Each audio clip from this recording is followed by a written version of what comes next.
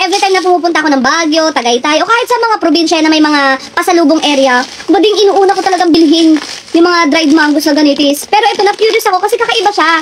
Malaki yung hiwa niya. Basta malalapad siya. Parang alam mo yung pag hiniwa mo yung isang buong mangga, yung isang slice nun. Ate, ganyan siya kalaki oh. In fairness, hindi siya amoy chemical. Kasi may mga ganun ako nabili bading, yung parang amoy gamot, ganun. Ito, okay naman, amoy mangga talaga siya.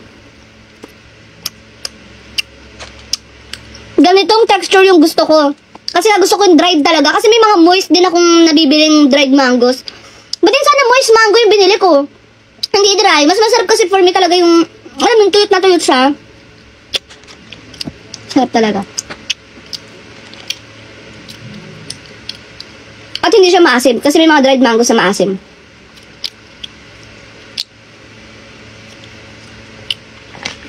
Grabe, siksik siya oh.